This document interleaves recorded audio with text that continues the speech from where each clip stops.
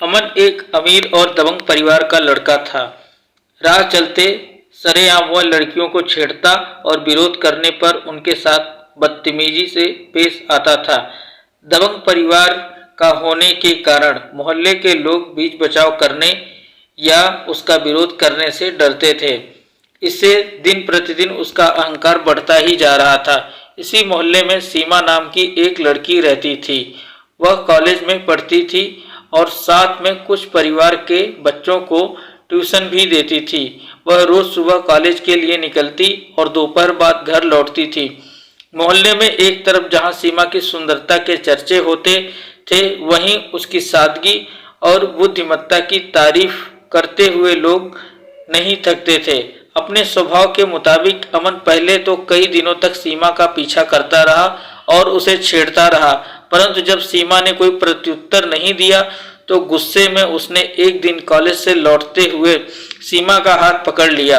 अमन की इस हरकत से सीमा अवाक रह गई, परंतु इस दफा भी उसने कोई प्रतिक्रिया नहीं दी। अमन की पकड़ से सीमा ने अपने आप को छुड़ाते हुए तेजी से घर की तरफ रुख लिया। कुछ दूर तक अमन भी उसके पीछे भागा, परंतु जल्दी ही सीमा एक गली की ओर मुड़कर अमन की नजरों से ओझल हो गई। सीमा की इस हरकत से अमन काफी नाराज था।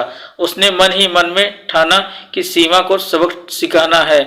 अगले दिन का इंतजार करने लगा।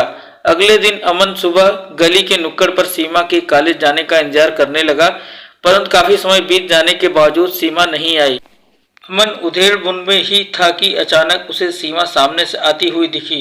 वह खुशी से उछल पड़ा और बीच सड़क पर आ खड़ा हुआ। सीमा ने दूर से ही अमन को देख लिया था, इसके बावजूद वह डरी सहमी आगे बढ़ती रही। रास्ता रोके खड़े अमन के नजदीक आने पर वह रुक गई और बगल से निकलने की कोशिश करने लगी, परंतु अमन ने सीमा को आगे नहीं बढ़ने दिया। अमन की बातों से सीमा का गुस्सा फट पड़ता है। वह मजबूती से अमन का विरोध करते हुए कहती है, बस करो, मेरे रास्ते से हट जाओ और मुझे जाने दो। पापा बीमार हैं, डॉक्टर को बुलाने जा रही हूँ। सीमा ने हिम्मत करते हुए एक ही सांस में सारी बातें कह डाली। सीमा की बातों पर अमन थोड़ा ठिठका और धूर्तता से बोला, मैं किसी डॉक्टर से कम हूँ क्या? तुम्हारे पापा का इलाज मैं कर दूंगा, चल तुम्हारे साथ चलता हूँ। अमन इस बहाने सीमा का घर भी देखना चाहता था। सीमा अमन को अपने घर ले गई। सीमा के घर के हालात को देखकर अमन को जोर का झटका लगा। एक छोटा सा घर, बेतरतीब फैले सामान और घर के एक कोने में चारपाई पर लेटा एक बूढ़ा शख्स।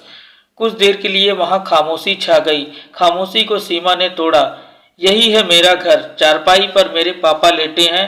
पापा बीमार हैं, माँ दूसरे घरों में काम करने गई है। पापा की तबीयत ज्यादा बिगड़ जाने के कारण आज कॉलेज नहीं जा सकी, डॉक्टर को बुलाने जा रही थी, सीमा ने कहा। उसे सीमा की ओर देखा और आत्मग्लानि से उसकी आंखों में आंसू आ गए। वह मन ही मन सोचने लगा, मैं कितना बड़ा पाप कर रहा था। मैंने तो आज तक जिंदगी में इतनी तकलीफ नहीं देखी है। मुझे माफ कर दो। मैं आज तक घमंड में जी रहा था। आज तक ना ही मैंने समझा और ना ही मेरे बाप ने समझाया कि जीवन कैसे जिया जाता है, जीवन का संघर्ष क्या होता है।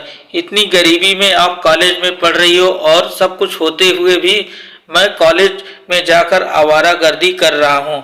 आपने न सिर्फ मेरी आंखें खोल दी हैं, बल्कि जीने का रास्ता भी दिखा दिया है।